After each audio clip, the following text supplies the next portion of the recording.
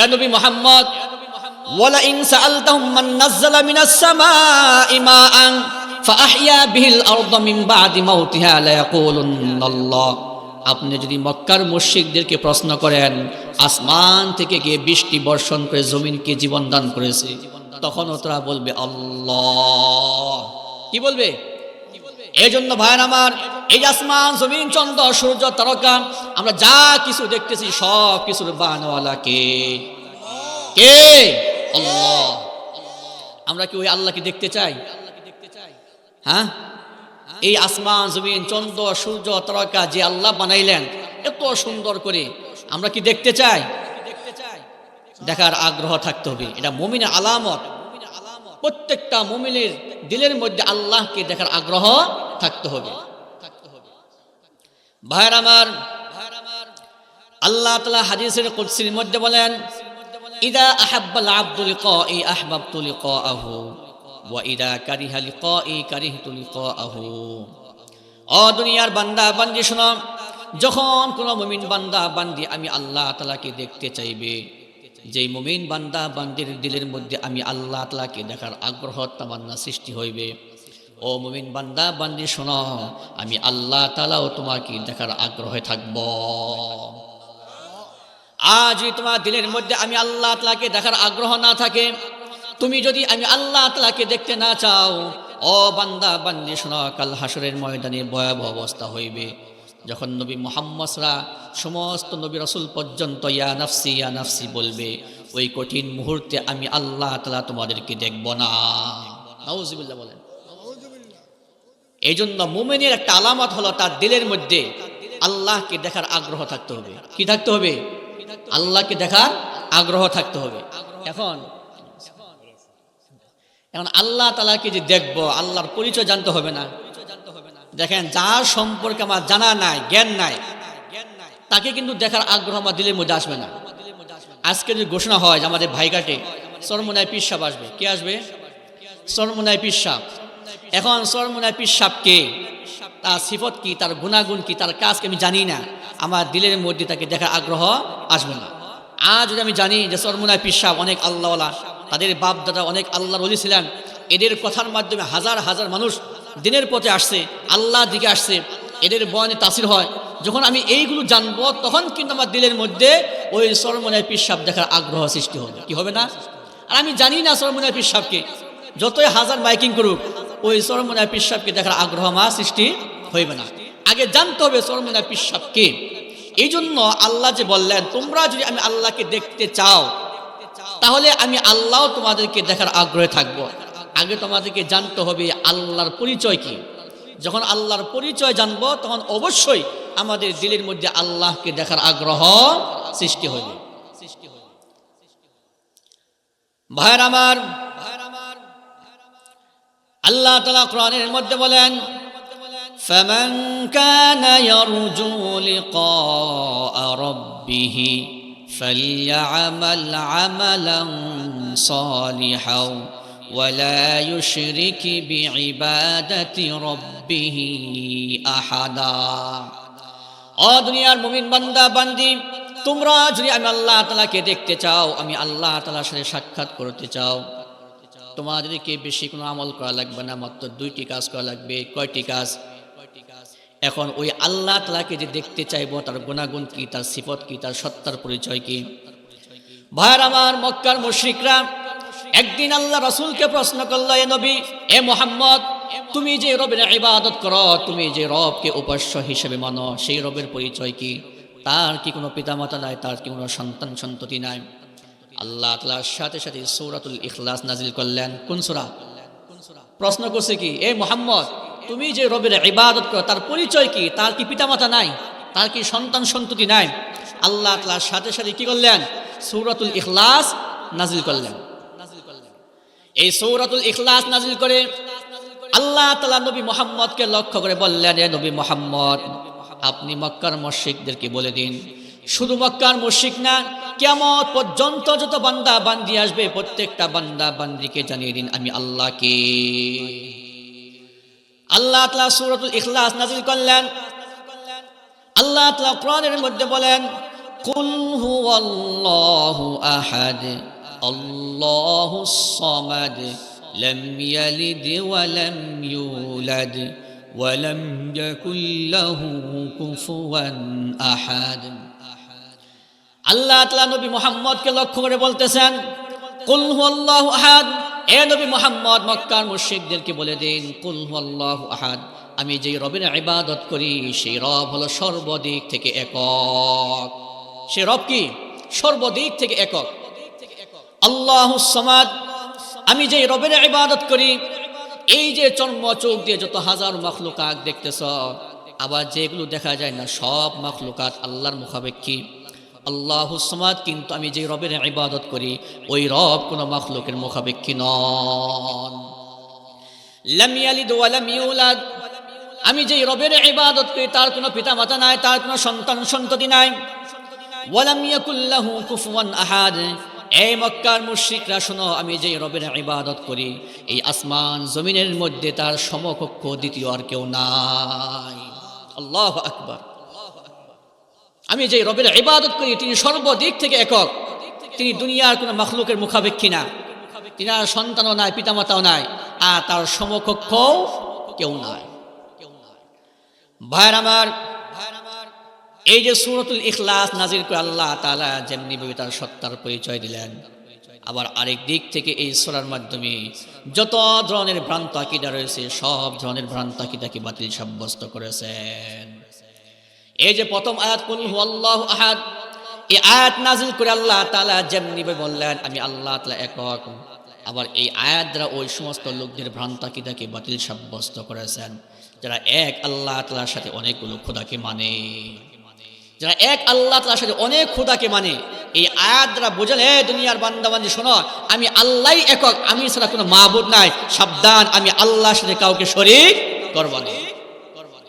আল্লাহুস সামাদ, এই আয়াত নাযিল করে আল্লাহ তাআলা ওই সমস্ত লোকদের ভ্রান্ত আকীদাকে বাতিল সাব্যস্ত করেছেন যারা এক আল্লাহ তাআলাকে মানার পরেও মনের বাসনা পূরণ করে আরেকজনকে মানে। কি করে? এক আল্লাহকে মানতেছে, আমাদের মতন কিছু মুসলমান আল্লাহকেও মানি, আবার মনের বাসনা পূরণকারী আরেকজনকে মানি, বিপদ থেকে রক্ষাকারী আরেকজনকে মানি, সন্তান হয় না সন্তানদাতা আরেকজনকে মানি। আমার মা বোনেরা, সন্তান হয় না, সন্তানের জন্য পীরের কাছে যায়, বাবার কাছে যায়। কেন? বাবার কাছে গেলে সন্তান হইবে।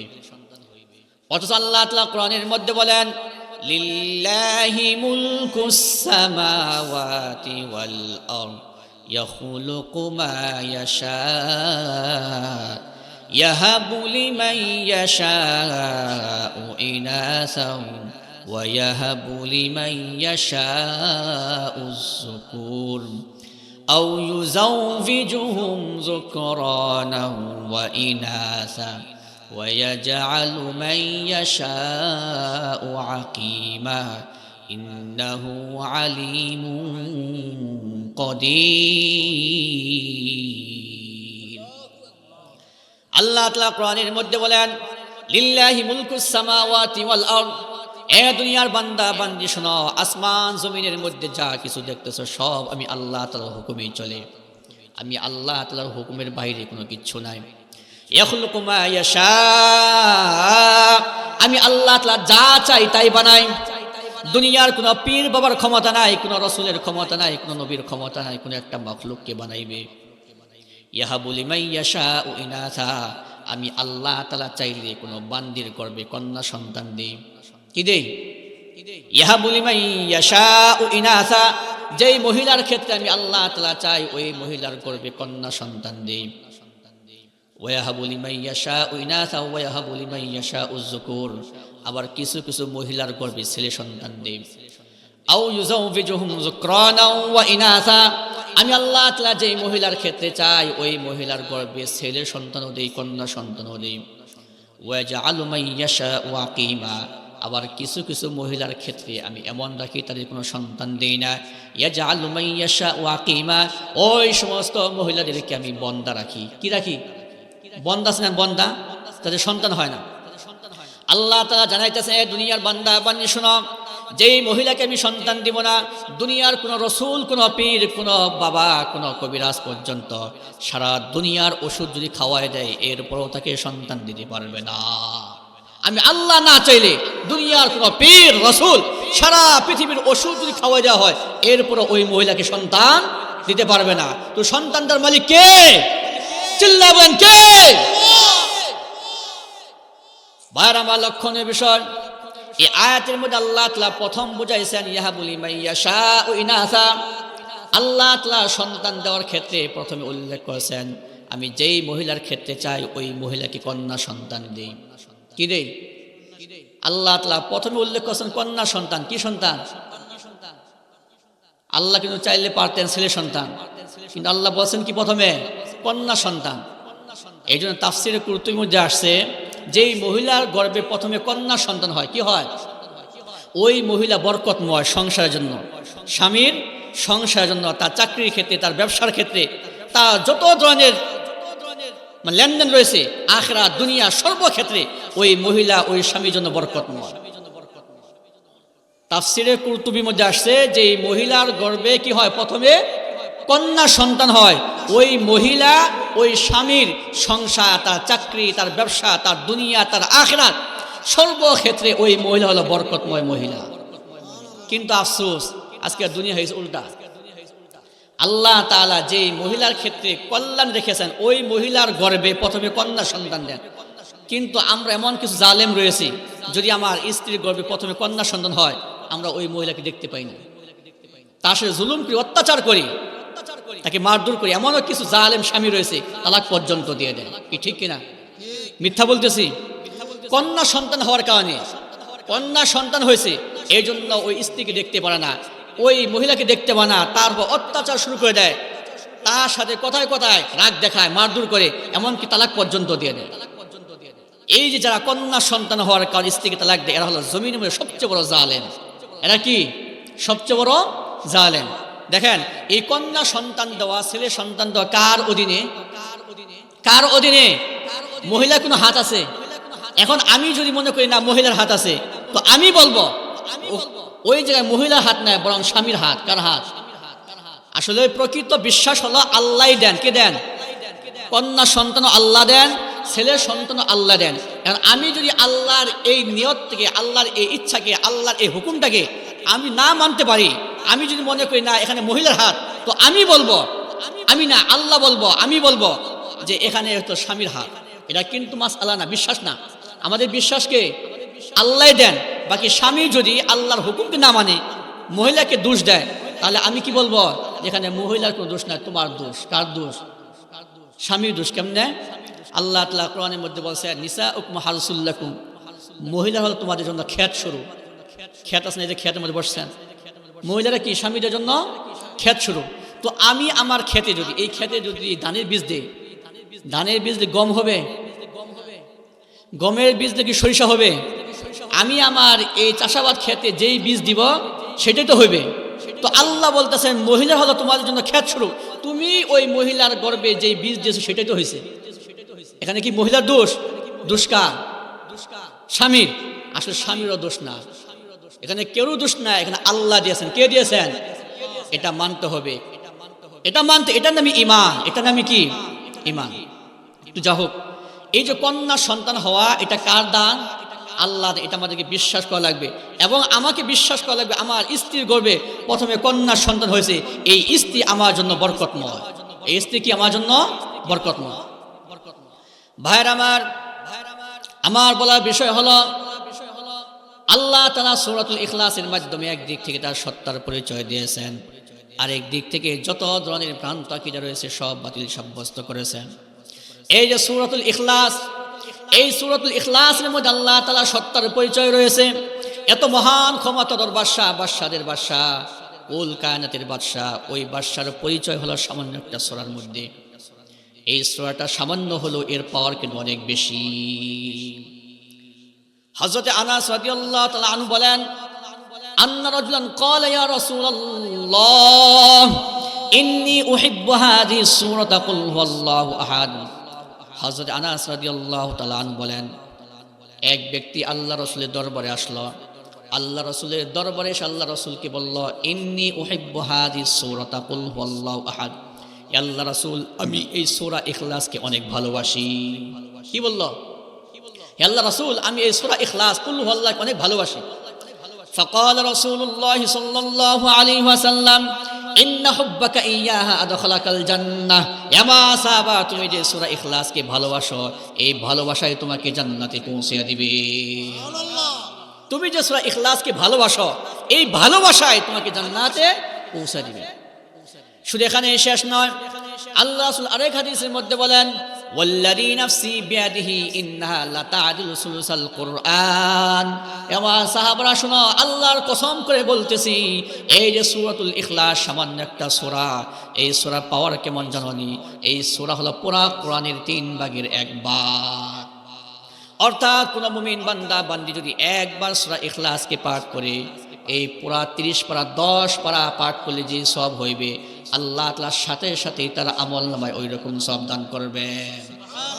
কেউ যদি সূরা ইখলাসকে 2 বার পাঠ করে, 20 পারা কোরআন পড়লে যে সওয়াব হইতো, আল্লাহ তাআলার সাথে সাথে তার আমলনামায় ওই রকম সওয়াব দান করবেন।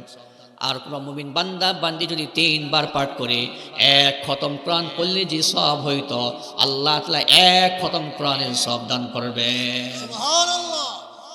এই জন্য ভাইরা আমার, ওয়াজ বেশি লাগবে না, একটা আমল শুনে নেন। আমরা একটু নিয়ত করি, 24টা ঘন্টা, রাত দিন কয় ঘন্টা? 24 ঘন্টা। এই সূরা ইখলাস 3 বার পড়তে কয় মিনিট লাগবে? 5-6 মিনিট, 4-5 মিনিট।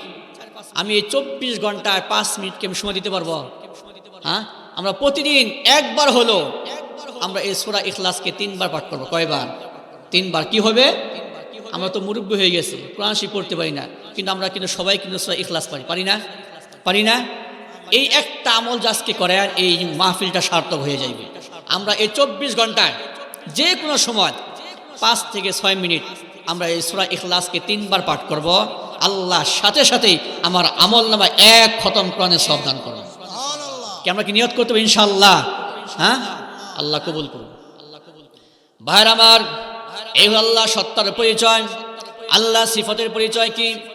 আল্লাহ তাআলা সিফাতের পরিচয় সম্পর্কে কোরআনের মধ্যে বলেন, কুল লাউ কানাল বাহরু মিদাদাল লিকালিমাতি রাব্বি লানাফিদাল বাহরু ক্বাবলা আন তানফাদা কালিমাতু রাব্বি ওয়ালাউ জিনা বিমিসলিহি মাদাদা। আল্লাহ তাআলা নবী মুহাম্মদকে লক্ষ্য করে বলতেছেন, ও নবী মুহাম্মদ, দুনিয়ার বান্দা বান্দীদেরকে বলে দেন, আমি আল্লাহ তাআলার সিফাত কেমন। যদি সমস্ত পৃথিবীর সাগরের পানি দ্বারা যদি কালি বানিয়ে আমি আল্লাহ তাআলার গুণাগুণ লেখা শুরু করা হয়, সমস্ত সাগরের পানি শেষ হয়ে যাইবে, কিন্তু এরপরও আমি আল্লাহ তাআলার গুণাগুণ লেখা শেষ হইবে না। সেখানে শেষ না, আবার যদি ওই রকম সারা পৃথিবীর সাগরের পানি দ্বারা যদি কালি বানিয়ে আমি আল্লাহ তাআলার গুণাগুণ দ্বিতীয়বার লেখা শুরু করা হয়, এরপরও আমি আল্লাহ তাআলার গুণাগুণ কিয়ামত পর্যন্ত লিখতে থাকলেও শেষ হইবে না। কিয়ামত পর্যন্ত যদি বারবার সমস্ত সাগরের পানি দ্বারা যদি কালি বানিয়ে আল্লাহ তাআলার গুণাগুণ লেখা শুরু করা হয়, সাগরের পানি শেষ হয়ে যাবে। আবার যদি ওই রকম সাগরের পানি দ্বারা কালি বানিয়ে গুণাগুণ লেখা শুরু করা হয়, এরপরও শেষ হয়ে যাইবে। কিয়ামত পর্যন্ত লিখতে থাকবে আল্লাহ তাআলার গুণাগুণ। কিয়ামত হয়ে যাইবে, কিন্তু আল্লাহ তাআলার গুণাগুণ লেখা শেষ হইবে না। সুবহানাল্লাহ। এই জন্য একজন কবি বলতেছেন, যদি লিখতে শুরু করি কলম কালি হবে শেষ, যদি গাইতে শুরু করি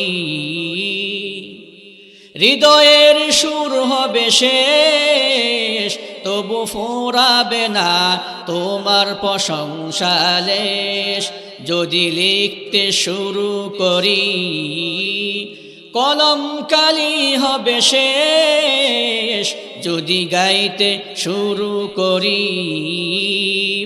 হৃদয়ের সুর হবে শেষ, তবু ফুরাবে না তোমার প্রশংসা লেশ, তবু ফুরাবে না তোমার প্রশংসা লেশ। ঠিক কিনা? আল্লাহু আকবার। আমি যদি কলম দিয়ে লেখা শুরু করি, কলমের কালি শেষ হয়ে যাবে, আমি যে আল্লাহ গুনাগুন বলতে শুরু করি আমার হৃদয়ে সুর শেষ হয়ে যাবে, এরপরও আল্লাহর প্রশংসা লেখা বলা শেষ হইবে না। ভাইরা আমার, এই হলো আল্লাহ তাআলার সিফাত। সূরাতুল ইখলাসের মাধ্যমে আল্লাহ তাআলা সত্তার পরিচয় পাইলাম, আর এই আয়াতের মাধ্যমে আল্লাহ তাআলার সিফাত পাইলাম। ওই আল্লাহ বলতেছেন, ফামান কানা ইয়ারজু লিকা রাব্বিহি, ও দুনিয়ার মুমিন বান্দা বান্দিগণ, তোমরা যদি আমি আল্লাহ তাআলাকে দেখতে চাও তোমাদেরকে দুইটি কাজ করা লাগবে। কয়টি কাজ? দুইটি কাজ। এখন এই যে আল্লাহ তাআলাকে দেখব, কি পর্দা সহিত সরাসরি? আমরা আল্লাহ তাআলাকে দেখব সরাসরি পর্দা ছাড়া। কি ছাড়া? সরাসরি পর্দা ছাড়া। জানতে হবে না? ভাইরা আমার, হযরত সুহাইব রাদিয়াল্লাহু তাআলা আনহু হাদিসের মধ্যে বলেন, আল্লাহ রাসূল হাদিসের মধ্যে বলেন, ইযা দাখালা আহলুল জান্নাতি ফায়াকুলুল্লাহু তাআলা, যখন জান্নাতীরা জান্নাতের মধ্যে প্রবেশ করবে, ফায়াকুলুল্লাহু তাআলা, তখন আল্লাহ তাআলা জান্নাতীদেরকে লক্ষ্য করে বলবেন, আতুরিদুনা শাইআন আযীদুকুম, আমা জান্নাতীরা কাল হাসরের ময়দানে যখন আল্লাহ তাআলা জান্নাত দান করবেন, তখন জান্নাতীদেরকে লক্ষ্য করে বলবে, ওমা জান্নাতীরা, দুনিয়ার হায়াতের জিন্দেগিতে কত না কষ্ট করেছো। এই যে শীতকালে আমরা আরামের ঘুম হারাম করে ফজর সময় ঠান্ডা পানির ওযু করে ফজর নামাজ আদায় করি, এই সমস্ত কষ্টের কারণে যখন আল্লাহ তাআলা জান্নাত দান করবেন, ওই জান্নাতের মধ্যে আল্লাহ তাআলা জান্নাতীদেরকে লক্ষ্য করে বলবেন, ওমা জান্নাতীরা, শোনো শোনো, আজকে তোমরা আমি আল্লাহ তাআলার কাছে যা চাইবে আমি আল্লাহ তাআলা তোমাদেরকে তাই দিব। আতুরিদুনা শাইআন আযীদুকুম, আজকে তোমরা যা চাইবে আমি আল্লাহ তাআলা তোমাদেরকে তাই দিব। ফায়াকুলুনা আলাম তাবিয়াদ্দু ফুজুহানা, ওই সময় জান্নাতীরা আল্লাহ তাআলাকে লক্ষ্য করে বলবে, আল্লাহ আমরা কি চাইব? আমাদের মনে যা চাইতো তার চাইতো বেশি দিয়েছ, চাওয়ার কিছু নাই। আলাম তাবিয়াদ্দু ফুজুহানা, এ আল্লাহ তুমি কি আমাদের চেহারার মধ্যে নূর দাও নাই? আলাম তুদখিলাল জান্নাহ, এ আল্লাহ তুমি কি আমাদেরকে হাজারো নিয়ামতপূর্ণ জান্নাতের মধ্যে প্রবেশ করাও নাই? ওয়া তুনাজ্জিনা মিনান নার, এ আল্লাহ তুমি কি আমাদেরকে জাহান্নাম থেকে মুক্তি দাও না? এ আল্লাহ আমাদের চেহারার মধ্যে নূর দিয়েছ, হাজার নিয়ামতপূর্ণ জান্নাতের মধ্যে প্রবেশ করাইছ, আবার জাহান্নাম থেকে মুক্তি দিয়েছ, আমরা আর কি চাইব? আমাদের চাওয়ার কিছু নাই। আল্লাহ বল, বান্দা না না না, আমি তোমাদেরকে কে দিয়েছি? এখন এমন একটা নিয়ামত রয়েছে যে নিয়ামত পাইলে তোমরা অতীতের সব নিয়ামতের কথা ভুলে যাইবে। হাদিসের মধ্যে আছে, ফায়ুরফাল হিজাবু, ওই সময় আল্লাহ তাআলা তার চেহারার সামনে থেকে একটা না দুইটা না ৭০,০০০ যে পর্দা রয়েছে সবকে সরিয়ে ফেলবেন। ওয়ায়ানজুরুনা ইলা ওয়াজহিল্লাহি তাআলা, আর জান্নাতীরা তাকে থেকে আল্লাহ তাআলাকে দেখতে থাকবে। আল্লাহু আকবার। সরাসরি কোনো পর্দা নাই, সরাসরি জান্নাতে আল্লাহ তাআলা দেখতে থাকবে। দেখার মতো এত মজা, এত মজা, দেখতেই থাকবে দেখতেই থাকবে, পলক আর পড়বে না। কি পড়বে না? পলক আর পড়বে না। ভাইরা আমার, জান্নাতে দেখতেই থাকবে, এই যে দেখতেই থাকবে দেখতেই থাকবে, চোখের পলক আর পড়বে না। এত মজা যা ভাষায় প্রকাশ করা সম্ভব নয়। এই জন্য কোন একজন কবি বলেন, জান্নাত ওয়া দুজগ সে ইয়া রব কিয়া করো, জান্নাত ওয়া দুজগ সে ইয়া রব কিয়া করো, আরজু হ্যায় मैं तुझे দেখা করো। আল্লাহ, জান্নাতের কোনো আশা নাই, জাহান্নামে কোনো ভয় নাই। আমার জান্নাত পাওয়ার কোনো আশা নাই, জাহান্নামে কোনো ভয় নাই। আমার দিলের মধ্যে একমাত্র আশা হলো আমি যেন কাল হাসরের ময়দানে তোমাকে যেন এই দুটি চোখ দিয়ে নয়ন ভরে দেখতে পারি। আমার জান্নাতে কোনো আশা নাই, জাহান্নামে কোনো ভয় নাই। আমার দিলের মধ্যে একমাত্র আশা হলো আমি যেন এই দুটি চোখ দিয়ে তোমাকে নয়ন ভরে দেখতে পারি। ভাইরা আমার, যখন জান্নাতে আল্লাহ তাআলা দেখতেই থাকবে, দেখার আর শেষ হবে না। ওই সময় আল্লাহ তাআলা উপর দিক থেকে সালাম পেশ করবেন, আসসালামু আলাইকুম ইয়া আহলাল জান্নাহ, এই জান্নাতবাসী, আমি আল্লাহ তাআলার পক্ষ থেকে আজকে তোমাদের উপর শান্তি বর্ষিত হোক। আল্লাহ সালাম দিবেন কাদেরকে? জান্নাতীদেরকে। আসসালামু আলাইকুম ইয়া আহলাল জান্নাহ, এই জান্নাতবাসী, আমি আল্লাহর পক্ষ থেকে তোমাদের উপর শান্তি। তো এই হাদিস দ্বারা বুঝলাম যে আমরা আল্লাহকে দেখব সরাসরি, পর্দা ছাড়া। কি ছাড়া? পর্দা ছাড়া। এখন এই যে জান্নাতীরা দেখবে, ঠেলাঠেলি হবে না, ভিড়াভিড়ি হবে না। কি একজন জান্নাতি, কোটি কোটি জান্নাতি থাকবে, তো ঠেলাঠেলি হবে না, কোনো ঠেলাঠেলি হবে না, কোনো ভিড়াভিড়ি হবে না। দেখেন এই যে চাঁদ, আমরা চাঁদ দেখি না, এই চাঁদ দেখতে গেলে কি আমরা চাঁদ দেখি কোনো ঠেলাঠেলি হয়, ভিড়াভিড়ি হয়, ধাক্কাধাক্কি হয়? কেন? কোটি কোটি মানুষ দেখতেছে সারা পৃথিবী থেকে, সকলেই একসাথে দেখতেছে, কোনো ঠেলাঠেলি নাই, কোনো ধাক্কাধাক্কি নাই। তো সামান্য একটা মাখলুক, এই মাখলুককে দেখতে গেলে যদি কোনো ঠেলাঠেলি না হয়, এই মাখলুকে যে খালেক আল্লাহ, ওই আল্লাহকে দেখতে গেলে কেন ঠেলাঠেলি হইবে? বুঝছেন বিষয়টা? আল্লাহ সামান্য একটা মাখলুক, এই মাখলুককে দেখতে গেলে কোনো বিড়াবিড়ি হয় না। তুই যেই মাখলুকের খালেক আল্লাহ, ওই আল্লাহকে দেখার ক্ষেত্রে কেন ঠেলাঠেলি হইবে? এই জন্য ভাইয়ের আমার, আল্লাহ রাসূল এক সাহাবা জারির ইবনে আব্দুল্লাহ বলতেছেন, কুন্না জুলুসান ইনদা রাসূলিল্লাহি সাল্লাল্লাহু আলাইহি ওয়াসাল্লাম, আমরা একদিন পূর্ণিমার রাতে আল্লাহ রাসূলের সাথে বসে আছিলাম। ফান্নাজরা ইলাল কামরি লাইলাতুল বদরি, ওই রাতে আল্লাহ রাসূল চাঁদের দিকে তাকাইলেন। ফাকালা ইন্নাকুম সাতারাউনা রাব্বাকুম কামা তারাউনা হাযাল কামার, ইয়া আমার সাহাবারা, এই যে আজকের রাতে তোমরা যেরকম স্পষ্ট আকারে চাঁদকে দেখতেছ, কাল হাসরের ময়দানে জান্নাতের মধ্যে তোমরা তোমাদের রবকে ঠিক এইভাবেই দেখতে পারবা। তোমরা আজকে এই চাঁদকে যেরকম দেখতেছো স্পষ্ট আকারে, কাল হাসরের ময়দানে তোমরা তোমাদের রবকে ঠিক এর চাইতেও উত্তম রূপে দেখতে পারবা। তো এই হাদিসরা বুঝলাম আল্লাহকে দেখার ক্ষেত্রে কোনো ঠেলাঠেলি, কোনো ভিড়াভিড়ি হইবে না। এখন এই যে আল্লাহকে দেখবো সরাসরি পর্দা ছাড়া, ঠেলাঠেলি হবে না, নিশ্চিন্ত মনে স্পষ্ট আকারে। এখন ওই আল্লাহকে দেখার জন্য কি করতে হবে? দুইটা কাজ। কয়টা কাজ? দুইটা কাজ। এমন দুইটা কাজ। এখন এই দেখার জন্য আমাদেরকে বেশি পরিশ্রম করা লাগবে না, যে সারাদিন রোজা রাখতে হবে, সারা রাত নফল নামাজ পড়তে হবে, এমন না। আল্লাহ তাআলা বলতেছেন, ফামান কানা ইয়ারজু লিকা রাব্বিহি ফালইয়ামাল আমালান সালিহাও ওয়া লা ইউশরিক বিইবাদাতি রাব্বিহি আহাদা। এক নম্বর হলো ফালইয়ামাল আমালান সালিহা, নেক কাজ করা। আমরা যে আল্লাহকে দেখতে চাই, আমাদের কয়টা কাজ করা লাগবে? দুইটা। কয়টা কাজ করা লাগবে? দুইটা। এক নম্বর ফালইয়ামাল আমালান সালিহা, আমাদেরকে নেক কাজ করা লাগবে। এক নম্বর কি? নেক কাজ। নেক কাজ কেমন? যেই কাজের মাধ্যমে জান্নাত হাসিল করতে পারবো, যেই কাজের মাধ্যমে আল্লাহকে দেখতে পারবো, ওই কাজ করা লাগবে।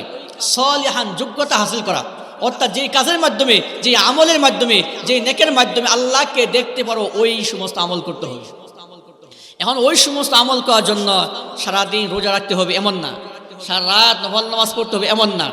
আল্লাহ রাসূল এক সাহাবা হযরতে আবু হুরায়রা রাদিয়াল্লাহু তাআলা আনহু, কে? হযরতে আবু হুরায়রা রাদিয়াল্লাহু তাআলা আনহু আজ থেকে 1450 বছর আগে একটা হাদিস বর্ণনা করেছেন, যে হাদিসের মাধ্যমে তিনি জানিয়েছেন যে আল্লাহকে দেখার জন্য, জান্নাত হাসিল করার জন্য তোমাকে বেশি কোনো আমল করা লাগবে না, সংক্ষিপ্ত কয়েকটা আমল করলেই আল্লাহকে দেখতে পারবা। সংক্ষিপ্ত কয়েকটা আমল। ভাইরা আমার, সেই সংক্ষিপ্ত আমল কি? হযরত আবু হুরায়রা রাদিয়াল্লাহু তাআলা আনহু বলেন, আতা আরাবিয়ুন ইলান নবী সাল্লাল্লাহু আলাইহি ওয়াসাল্লাম, একজন বেদুইন সাহাবা, গ্রাম্য সাহাবা, গ্রাম থেকে আল্লাহ রাসূলের দরবারে এসে আল্লাহ রাসূলকে বলল, ফাকালা দুল্লানি আলা আমালিন ইযা আমিলতুহু দাখালতুল জান্নাহ। আল্লাহ রাসূল, আমি গ্রাম থেকে আসছি, সারাদিন ক্ষেত খামারে পরিশ্রম করি, রাত্রিবেলায় শরীর ক্লান্ত হয়ে যায়, বেশি কোনো আমল করতে পারি না, দিনেও বেশি আমল করতে পারি না, রাত্রেও আমল করতে পারি না। আল্লাহ রাসূল, আমাকে কিছু সংক্ষিপ্ত আমল বলে দিন, যে আমলের মাধ্যমে মৃত্যুর পর আমার জান্নাত শুরু হয়ে যাইবে। ফাকালা তা'বুদুল্লাহ ওয়া লা তুশরিক বিহি শাইআন।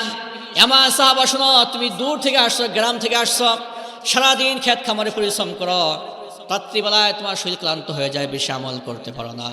আমি তোমাকে সংক্ষিপ্ত কয়েকটা আমল বলে দিতেছি, তুমি যদি এই সংক্ষিপ্ত আমল সঠিকভাবে আদায় করতে পারো, মৃত্যুর পর তোমার জান্নাত শুরু হয়ে যাইবে। ফাকালা তা'বুদুল্লাহ ওয়া লা তুশরিক বিহি শাইআন। এক নম্বর আমল হলো তুমি সবসময় আল্লাহ তাআলার ইবাদত করবা, ওই আল্লাহ তাআলার সাথে কাউকে শরীক করবা না। এক নম্বর আমল কি? তা'বুদুল্লাহ ওয়া লা তুশরিক বিহি শাইআন, তুমি আল্লাহ তাআলার আমল করবা, আল্লাহ তাআলার সাথে কারোর সাথে শরীক, মানে আল্লাহর সাথে কাউকে শরীক করবা না।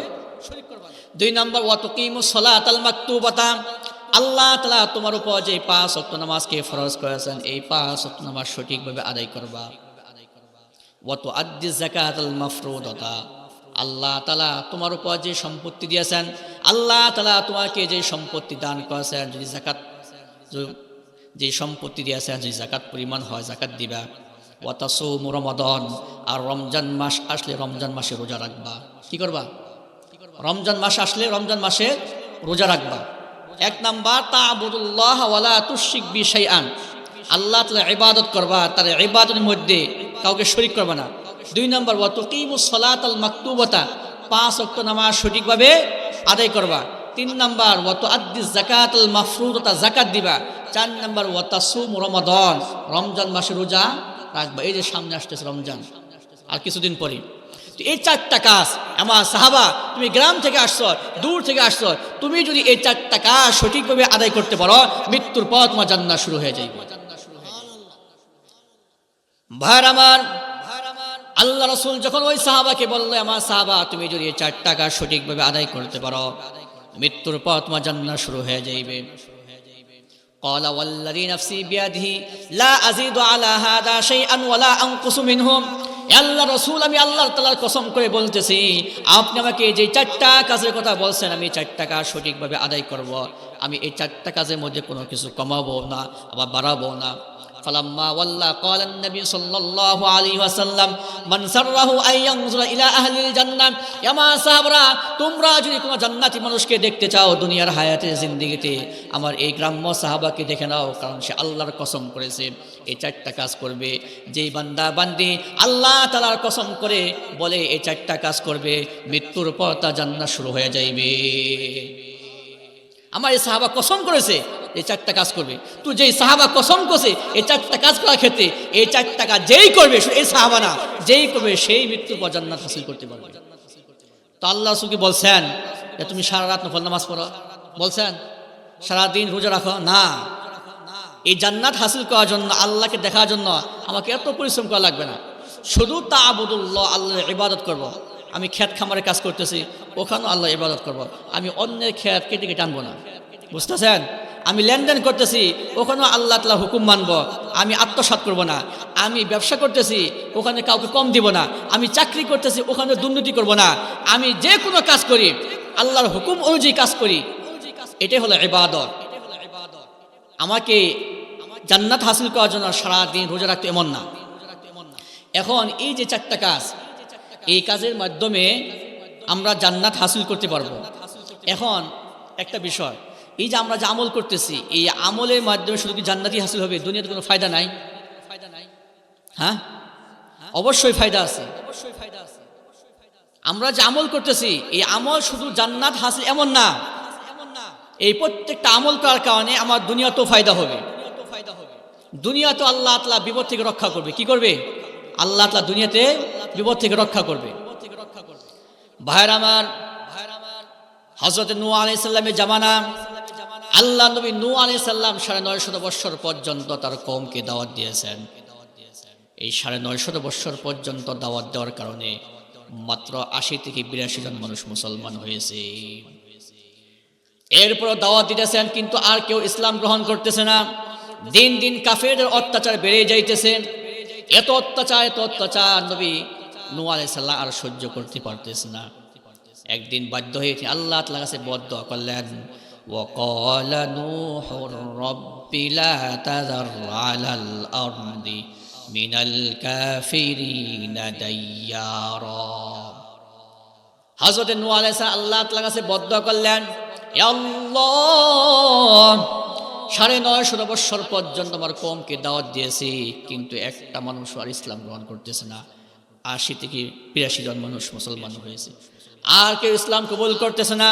ইসলাম তো কবুল করতেছেই না, বরং দিন দিন তাদের অত্যাচার বেড়ে যাইতেছে। আল্লাহ এই দুনিয়া জমিন থেকে সমস্ত কাফেরকে ধ্বংস করে দাও। আল্লাহ তাআলার সাথে সাথে তার দোয়াকে কবুল করলেন। আল্লাহ বলেন, নূহ, আমি তোমার দোয়াকে কবুল করলাম। অচিরে আমি একটা বিশাল ভয়ঙ্কর পলায়নকারী প্রেরণ করব, যে ভয়ঙ্কর পলায়নকারী বাতাসের মাধ্যমে, বর্ষার মাধ্যমে আমি সমস্ত কাফেরদেরকে ধ্বংস করে দিব। এই নূহ, শুনে রাখো, যেই দিন দেখবা মাটির নিচ থেকেও পানি উঠতেছে, উপর দিক থেকেও পানি বর্ষণ হইতেছে, ওই দিন মনে করবা আমি আল্লাহর গজব শুরু হয়ে গিয়েছি। ওয়াসনাইল ফুলকা বিআইনিনা ওয়া ওয়াহিনা ওয়ালা তুখাতিবনি ফিল্লাযিনা যালামু ইন্নাহুম মুগরাকুন। এ নূহ, আমি তোমার দোয়াকে কবুল করছি।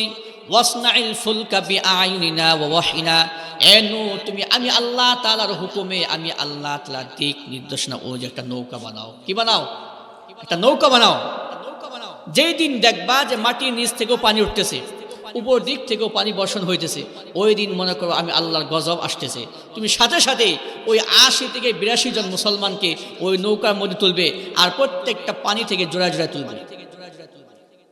ভাইয়ের আমার, একদিন নূহ আলাইহিস সালাম দেখলেন মাটির নিচ থেকেও পানি উঠতেছে, উপর দিক থেকেও পানি বর্ষণ হইতেছে। তিনার বোঝার বাকি রইল না, আল্লাহ তাআলার গজব শুরু হয়ে যাইতেছে। সাথে সাথে যে কয়েকজন মুসলমান হয়েছে সকলকে নৌকার মধ্যে তুলেন, পানি থেকে প্রত্যেকটা পানি থেকে জোড়ায় জোড়ায় তুললেন। মুষলধারে বৃষ্টি হচ্ছে, পানি আর পানি, চতুর্দিক থেকে পানি, পানি বাড়তেছে, পানি বাড়তেছে। একদিন না, 2 দিন না, লাগাতার 6 মাস পর্যন্ত বৃষ্টি হয়েছে। কয় মাস? 6 মাস লাগাতার পানি আর পানি, চতুর্দিকে পানি, পানি বাড়তে বাড়তে তাফসীরের মধ্যে আসছে পাহাড়ের চূড়া থেকে 15 গজ উপর দিয়ে একটা ঢেউ চলে গিয়েছে। দুনিয়ার জমিনের মধ্যে কোনো বাড়ি ঘর না, সব ধ্বংস হয়ে গিয়েছে। বিল্ডিং, প্রাসাদ, যা কিছু গাছপালা সব ধ্বংস হয়ে গেছে। এই দুনিয়া জমিনের মধ্যে কোনো গাছপালা নাই, কোনো বাড়িঘর নাই, সব ধ্বংস হয়ে গেছে। সমস্ত কাফের ধ্বংস হয়ে গেছে। 6 মাস পর যখন আল্লাহ তাআলা গজব শেষ হয়ে গেছে, হযরত নূহ আলাইহিস সালাম নৌকা থেকে অবতরণ করলেন। যখন তিনি নৌকা থেকে অবতরণ করলেন, হঠাৎ করে তার মনে পড়ে গেল, আরে আমি তো এই গজব আসার পূর্বে আল্লাহ একজন বান্দীকে নৌকার মধ্যে তুলতে পারি নাই, একজন বৃদ্ধা মহিলা, আমি তো ভুলে গিয়েছিলাম। তিনার চিন্তা শুরু হয়ে গেল, জানি না ওই বৃদ্ধা মহিলার কি অবস্থা হয়েছে। তিনি দৌড়াতে লাগলেন, দেখি ওই বৃদ্ধা মহিলার কি অবস্থা, তার ঘরের কি অবস্থা। দৌড়াইতেছেন, এক পর্যায়ে গিয়ে দেখলেন সারা পৃথিবীর সমস্ত বাড়িঘর ধ্বংস হয়ে গিয়েছে, কিন্তু ওই যে বৃদ্ধা মহিলা, ওই মহিলার ঘর এখন পর্যন্ত ঠিকই রয়েছে। আল্লাহু আকবার! বড় বড় বিল্ডিং পর্যন্ত ধ্বংস হয়ে গেছে, গাছপালা সব ধ্বংস হয়ে গেছে, কিন্তু ওই বৃদ্ধা মহিলার ভাঙ্গা ঘর এখনো ঠিক রয়েছে। আশ্চর্য হয়ে গেলেন, আরে এত গজব, এত গজব, আল্লাহ তাআলার ভয়ঙ্কর গজব। এই গজবের মধ্যে সারা পৃথিবীর সমস্ত ঘর বাড়ির সব ধ্বংস হয়ে গেছে, কিন্তু এই বৃদ্ধা মহিলার ভাঙ্গা ঘর এখনো ঠিক রয়েছে। কি ব্যাপার? আস্তে আস্তে ঘরের ভিতরে উকি দিয়েছেন। যখন তিনি উকি দিলেন, দেখলেন শুধু ঘর ঠিক নাই, ওই ঘরের মধ্যে ওই বৃদ্ধা মহিলা জীবন্ত অবস্থায় শান্ত মনে আল্লাহ আল্লাহ জিকির করতেছে। বিষয় বুঝতেছেন? সারা পৃথিবী পানি আর পানি, পাহাড়ের যে পর্বত, ওই পর্বতেরও প্রায় 15 গজ উপর দিয়ে একটা ঢেউ গেছে। কয় গজ উপর দিয়ে? পাহাড়ের যে চূড়া, তাহলে কি নিচে কি কোনো ঘরবাড়ি আছে? হ্যাঁ, কোনো মানুষ কি জীবিত থাকবে? পাহাড়ের যে চূড়া, ওই চূড়ারও 15 গজ উপর দিয়ে একটা ঢেউ চলে গিয়েছে, কিন্তু এই বৃদ্ধা মহিলার ঘর এখনো ঠিক রয়েছে।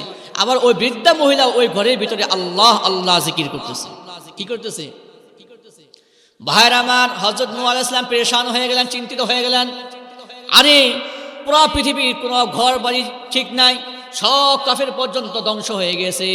নৌকার মধ্যে যে কয়েকজন ছিল তারাই মাত্র জীবিত রয়েছে, দুনিয়ার মধ্যে কেউ জীবিত নাই। এই বৃদ্ধা মহিলা কিভাবে জীবিত রয়েছে? আশ্চর্য হয়ে সিজদায় পড়ে আল্লাহ তাআলার কাছে দোয়া করে, আল্লাহ তোমার কুদরত বোঝার ক্ষমতা নাই, তোমার কারিশমা বোঝার ক্ষমতা নাই, এই মহিলা কিভাবে বেঁচে রয়েছে। আল্লাহ তাআলার সাথে সাথে ওহী প্রেরণ করলেন, ফাযকুরুনি আযকুরুকুম। শোনো, যেই বান্দা বান্দি আমি আল্লাহ তাআলাকে স্মরণ করবে, আমি আল্লাহ তাআলা ওই বান্দা বান্দিকে স্মরণ করি। আমার গজব শুরু হয়েছে, এটাও ঠিক কথা। সারা পৃথিবী ধ্বংস হয়ে গেছে, এটাও বাস্তব কথা। দুনিয়ার জমিনের মধ্যে কোনো মানুষ জীবিত নাই, কিন্তু এই বৃদ্ধা মহিলা এখনো জীবিত রয়েছে। কারণ হলো এই গজব আসার পূর্ব থেকে ওই মহিলা ওই ঘরের মধ্যে আমি আল্লাহ আল্লাহ নামে জিকির শুরু করেছিল, এখন পর্যন্ত জিকির করতেছে। তো যেই বান্দি আমি আল্লাহ তাআলার নাম জপতেছে, আমি আল্লাহ তাআলাকে স্মরণ করতেছে, আমি আল্লাহ তাআলা কিভাবে ওই বান্দিকে আযাবের মধ্যে পাকড়াও করি। তো যেই বান্দি আমি আল্লাহকে স্মরণ করতেছে, আমি কিভাবে ওই বান্দিকে পাকড়াও করতে পারি। এই জন্য সারা পৃথিবী পানি হলো, আমি আল্লাহ ওই বান্দির ঘরকে ঠিক রেখেছি। ওই বান্দির ঘরের মধ্যে পানি প্রবেশ করে না। আল্লাহু আকবার। এই জন্য ভাইরা আমার, এই যে আমরা আমল করি, এই আমলের মাধ্যমে শুধু জান্নাত না, এই আমলের মাধ্যমে দুনিয়াতে আল্লাহ তাআলা বড় বড় বিপদ থেকে রক্ষা করবে। কি করবে? বড় বড় বিপদ থেকে আল্লাহ তাআলা রক্ষা করবে। এখন এই যে আমল, সামান্য কয়েকটা আমল, এই আমলের মাধ্যমে যে জান্নাত হইবে, আল্লাহকে দেখা যাইবে। এখন আমল তো করতে হবে আমলের মতন। কিসের মতন? আমাদের যে অবস্থা, নামাজের যে অবস্থা, আল্লাহ হাদিসের মধ্যে বলতেছেন, তা'বুদুল্লাহা কাআন্নাকা তারাহু ফাইল্লাম তাকুন তারাহু ফাইন্নাহু ইয়ারাকা। এই আমার সাহাবারা, তোমরা আল্লাহ তাআলার ইবাদত করবে এমন ভাবে যেন তুমি আল্লাহকে দেখতেছো। কি করতেছো? তুমি আল্লাহ তাআলাকে দেখতেছো। এখন তোমার দিলের মধ্যে যদি এরকম চিন্তা নাও আসে, তাহলে তুমি যখন নামাজ পড়বে, আল্লাহর হুকুম পালন করবে, তখন মনে মনে এই চিন্তা করবে, আমি আল্লাহকে না দেখলেও আল্লাহ আমাকে দেখতেছে। আমি যে বলতে আল্লাহু আকবার, নামাজ দাঁড়াইলাম, আমি যদি আল্লাহকে নাও দেখতে পাই, আমার দিলে দিলে এই চিন্তা করতে হবে, আমি আল্লাহকে না দেখলেও আমার আল্লাহ আমাকে দেখতেছে। যখন এই চিন্তা আসবে, এই ভয় আসবে, ওই নামাজের মধ্যে দুনিয়ার কোনো চিন্তা আসবে না। কিন্তু আফসোস, আমরা নামাজ পড়তেছি, নামাজের মধ্যে হাজারো চিন্তা আসে। কি আসে? হাজারো চিন্তা আসে, হাজারো কুধারণা আসে, যার কারণে নামাজের মধ্যে মন থাকে না। 3 রাকাত পড়লাম না, 4 রাকাত, এটাও খেয়াল থাকে না। তো এইরকম নামাজ পড়লে এই নামাজ দ্বারা জান্নাত হাসিল করা যাইবে না। ভাইয়ের আমার, শাহ আব্দুল আজিজ রহমাতুল্লাহি আলাইহি একজন বড় বুজুর্গ ছিলেন ভারতবর্ষের, যিনি এই ভারতবর্ষকে স্বাধীন করেছিলেন। ইংরেজদের বিরুদ্ধে সর্বপ্রথম যে বলেছিল দারুল হারব যুদ্ধের দেশ, হযরত শাহ আব্দুল আজিজ রহমাতুল্লাহি আলাইহি একদিন তাহাজ্জুদ নামাজ পড়ার জন্য ঘুম থেকে উঠছেন। ওযু ইস্তিনজা সে যখন ঘরের কোনায় নামাজ পড়তে যাইবেন, দেখলেন ঘরের কোনায় এক সাপ। কি দেখলেন? একটা সাপ। ওই সাপকে তিনি 3 বার সতর্ক করেছেন, কারণ আল্লাহ রাসূল হাদিসের মধ্যে বলছেন, নাহান কতল হাইয়াতি ফিল বুয়ুতি হাত্তা তুনজিরা সালাসান। এমা সাহাবারা শোনো, যখন তোমরা ঘরের মধ্যে সাপ দেখতে পারবা, সাথে সাথে সাপকে মারতে যাবা না। হাত্তা তুনজিরা সালাসান, ওই সাপকে প্রথমে 3 বার সতর্ক করবা। কি করবা? একটা বিষয় শোনেন, আমরা যদি ঘরের মধ্যে সাপ দেখি, কি দেখি? ঘরের মধ্যে বা পাকঘরে, রান্নাঘরে, সাথে সাথে মারতে যাব না। রাসূলের নিষেধ, নাহা আন কতলিল হাইয়াতি ফিল বুয়ুতি। আল্লাহ রাসূল হাদিসের মধ্যে বলতেছেন, যখন তোমরা ঘরের মধ্যে সাপ দেখবা, সাপ বিচ্ছু, সাথে সাথে মারতে যাবা না। হাত্তা তুনজিরা সালাসান, 3 বার আগে সতর্ক করবা। আগে কি করবা? 3 বার সতর্ক করবা। এরপর যদি না যায়, পরে সাপ মারবা। এটা কার আদেশ? রাসূলের আদেশ। কেন? ঘরের মধ্যে যে সাপ থাকে, অধিকাংশ সাপ হয় জিন। কি হয়? জিন থাকে। কি থাকে? জিন থাকে। আল্লাহ রাসূল এক সাহাবা ঘরে প্রবেশ করছে, দেখ সাপ, সাথে সাথে বল্লম দ্বারা আঘাত করছে। কি দ্বারা? বল্লম দ্বারা আঘাত করছে। তো এক মাথা দিয়ে আঘাত করছে, ওই সাপ একটা মুসর দেওয়ার কারণে আরেক বল্লম তার গলায় ঢুকছে। কি ঢুকছে? সাথে সাথে ওই সাহাবা মারা গেছে। আল্লাহ বললেন, ওইটা সাপ না, ছিল জিন। এটা কি ছিল? আমার এই সাহাবা, সে তাড়াহুড়া করেছে, সে সতর্ক না করে হত্যা করেছে। এই জন্য ওই জিনটা সে পাল্টা আক্রমণ করার কারণে ওই বল্লমে আরেক মাথা ওই সাহাবার গলায় লাগছে, সেও মারা গেছে।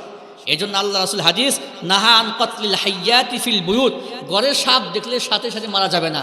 আমার মা বোনেরা যারা ওয়াজ শুনতেছেন, আমরা অনেক সময় ঘরের সাপ দেখি, সাথে সাথে মারতে যাব না।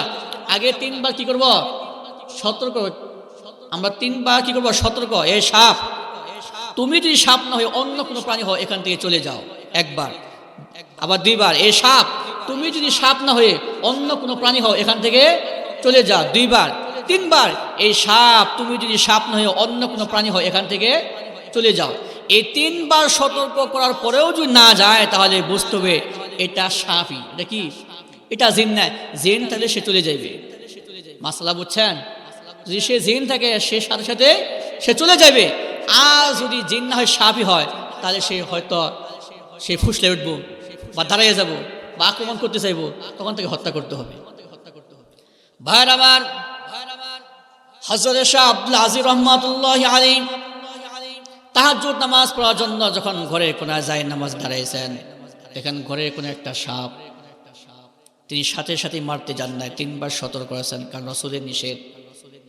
এই সাপ, তুমি যদি সাপ না হয়ে অন্য কোনো প্রাণী হও, এখান থেকে চলে যাও। এই সাপ, তুমি যদি সাপ না হয়ে অন্য কোনো প্রাণী হও, এখান থেকে চলে যাও। এই সাপ, তুমি যদি সাপ না হয়ে অন্য কোনো প্রাণী হও, এখান থেকে চলে যাও। 3 বার সতর্ক করার পর ওই সাপ চলে যায় নাই। তখন শাহ আব্দুল আজিজ রহমাতুল্লাহি আলাইহি আর কাল বিলম্ব না করে লাঠির আঘাতে ওই সাপকে হত্যা করে ফেলি। ভাইরা আমার, ওই সাপ দুনিয়ার কোনো সাপ না। ওই সাপ ছিল ওই জামানা জিনদের বাদশার ছেলে। কার ছেলে?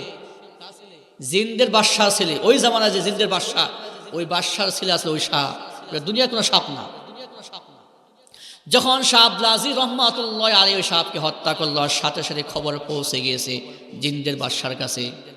ওই জিন্দের বাদশার সাথে সাথে একদল সৈন্য প্রেরণ করলেন, যাও ওই ভারতবর্ষ থেকে ওই যুবককে ধরে নিয়ে আসো, যে যুবক আমার সন্তানকে হত্যা করেছে। সাথে সাথে ওই সৈনিকেরা এসে শাহ আব্দুল আজিজ রহমাতুল্লাহ আলাইহিকে পাকড়াও করে জিন্দের দরবারে নিয়ে গেছে।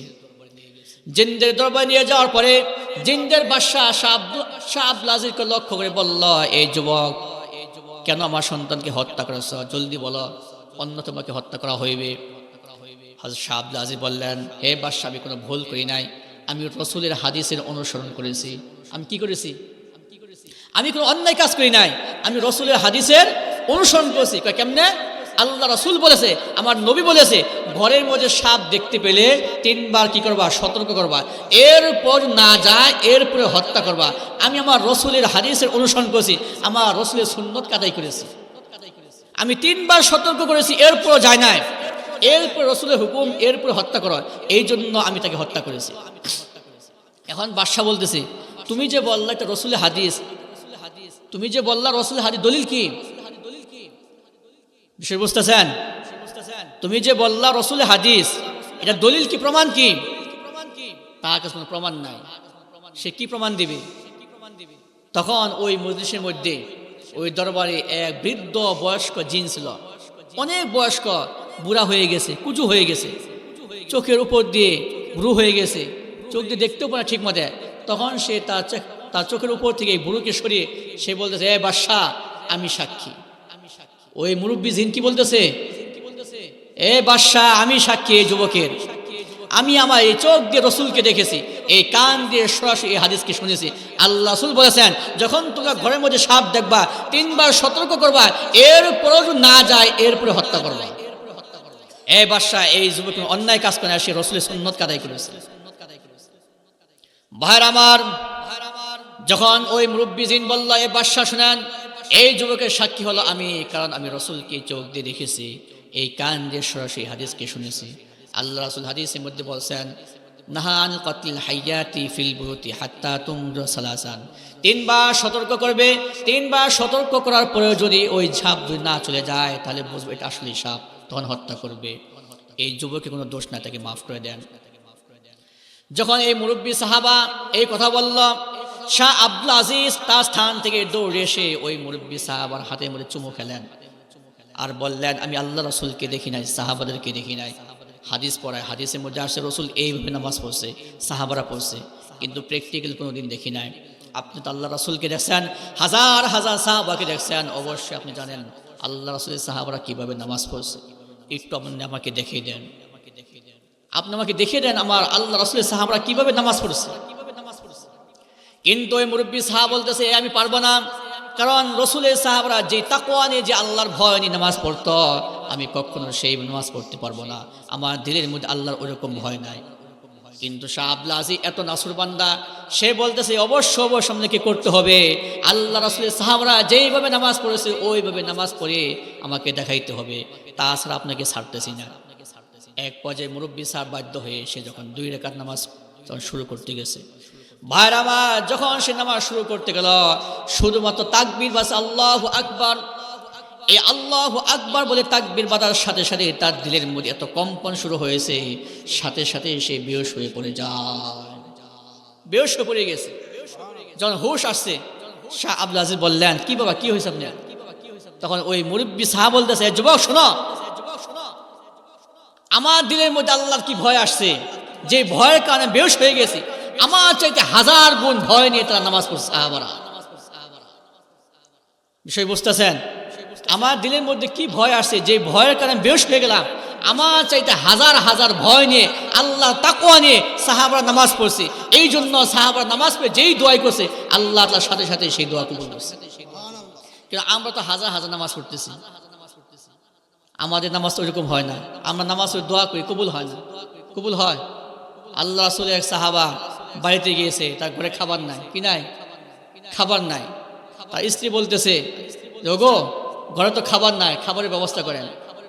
ওই সাহাবা বাজারে যায় না, কোনো মানুষের কাছে যায় না, সে গেছে চলে মসজিদে। সে কোথায় গেছে? মসজিদ যাওয়ার পরে 2 রাকাত নামাজ পড়েছে, আল্লাহ, আমার ঘরে খাবার নাই, তুমি খাবারের ব্যবস্থা করে দাও। সাহাবাদের দিলে বিশ্বাস ছিল আমার রিজিক একমাত্র আদায় করবে, দান করবে কে? আল্লাহ। তিনি কোনো বাজারে যান নাই, কোনো মানুষের কাছে যান নাই, তিনি গেছেন আল্লাহর দরবারে, যে আল্লাহ রিজিকের ব্যবস্থা করবে।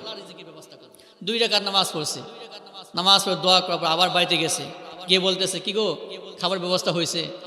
ঘর থেকে আওয়াজ আসছে না, এখনো খাবার ব্যবস্থা হয় না। তখন তার দিলের মধ্যে উদয় হলো যে আমার নামাজই হয় না। কি হয় না? আমার নামাজ হলে অবশ্যই আল্লাহ খাবারের ব্যবস্থা করতেন। আবার সে মসজিদে গেছে, আবার 2 রাকাত নামাজ পড়ে আল্লাহ কাছে, আল্লাহ আমার খাবারের ব্যবস্থা করো। আবার দোয়া করে সে বাড়িতে গেছে, এখনো যায় দেখে খাবারের ব্যবস্থা হয় না। তখন তার দিলের মধ্যে জাগ্রত হলো যে এখনো নামাজ হয় না। আবার 3বার সে মসজিদে গিয়ে এমনভাবে আল্লাহর ভয় নিয়ে আল্লাহর মহাব্বত নামাজ আদায় করছে, এইবার আল্লাহ তাআলা খাবারের ব্যবস্থা করে দিয়েছে। নামাজ পড়ে দোয়া করে বাড়িতে গেছে, দেখে যে তার স্ত্রী খুশি, একজন আল্লাহর বান্দা, আল্লাহ তাআলা ফেরেশতার মাধ্যমে খাবার পৌঁছে দিয়েছে, আটার বস্তা দিয়ে গেছে। তো এই যে আটার বস্তা আসলো কিসের মাধ্যমে? কাজ করার মাধ্যমে, ক্ষেত খামারে কাজ করার মাধ্যমে, বাজারে যাওয়ার কারণে, মানুষের কাছে যাওয়ার কারণে, নামাজের কারণে। কিসের কারণে? নামাজের কারণে। সাহাবারা নামাজের মাধ্যমে আমল করছে, আল্লাহ তাআলার সাথে সাথে কবুল করছে। কিন্তু আমরা যে নামাজ পড়তেছি, আমরা এত হাজার দোয়া করতেছি, নামাজ পড়ে আল্লাহ একটা দোয়া কবুল করে না। আর তাহলে বুঝতে হবে আমাদের নামাজই হয় না। কি হয় না? আমাদের নামাজই হয় না। এই জন্য নামাজ পড়তে হবে এমনভাবে, তা'বুদুল্লাহ কাআন্নাকা তারাহু, তুমি আল্লাহ তাআলার ইবাদত করবে এমনভাবে যেন তুমি আল্লাহকে দেখতেছো। ফাইন লাম তাকুন তারাহু ফাইন্নাহু ইয়ারাকা, যদি তুমি আল্লাহকে দেখতে নাও পাও, তাহলে তোমার দিলের মধ্যে এটা জাগ্রত হতে হবে যে আমি আল্লাহকে না দেখলেও আল্লাহ আমাকে দেখতেছে। আল্লাহ কি করতেছে? আমাকে দেখতেছে। ভাইর আমার, আমরা যদি এই চিন্তা করে, এই নিয়ত করে যদি আল্লাহ তাআলার ইবাদত করতে পারি, আল্লাহ তাআলার সাথে সাথে ওই আমল কবুল করবে। যখন আমরা এইভাবে আমল করব, যখন আল্লাহ তাআলা এইভাবে আমল করার কারণে আল্লাহ কবুল করবে, আর বেশি কিছু লাগবে না। এই সামান্য 4টা কাজ করলে মৃত্যুর পর জান্নাত শুরু হয়ে যাইবে। তো 1 নাম্বার শর্ত হলো ফালইয়ামাল আমালান সালিহা, নেক কাজ করা লাগবে। আমরা যদি আল্লাহ তাআলাকে দেখতে চাই, আল্লাহ তাআলার সাক্ষাৎ করতে চাই সরাসরি, আমাদেরকে কয়টি কাজ করা লাগবে? 2টি কাজ। 1 নাম্বার ফালইয়ামাল আমালান সালিহা, আমাদেরকে নেক কাজ করা লাগবে। কি কাজ করা লাগবে? ওয়ালা ইউশরিক বিইবাদাতি রাব্বিহি আহাদা, আমরা যে আমলটা করব ওই আমলের মধ্যে কারোর সাথে শরীক করা যাবে না। এখন 1 নাম্বার নেক কাজ করা। 2 নাম্বার ওয়ালা ইউশরিক বিইবাদাতি রাব্বিহি আহাদা, আমরা যেই আমলই করব ওই আমলের মধ্যে আল্লাহর সাথে কাউকে শরীক করব না। কেন? এই শিরিক সবচেয়ে বড় গুনাহ।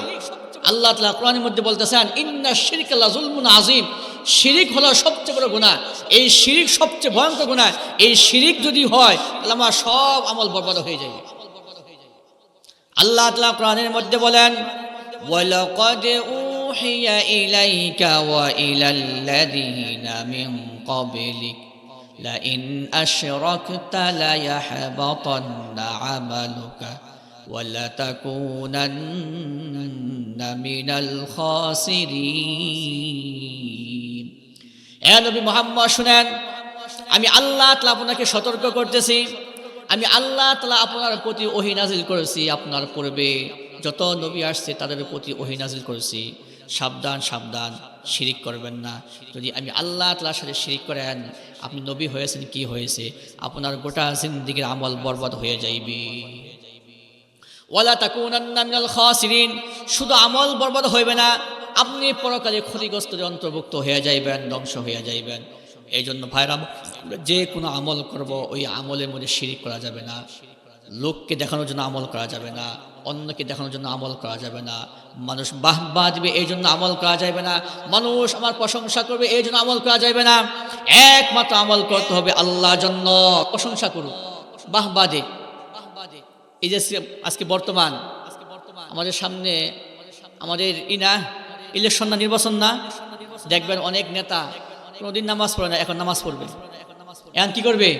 নামাজ পড়বে। কি নামাজ পড়ে না? এটা আল্লাহর জন্য, এটাই শিরিক। এটা কি?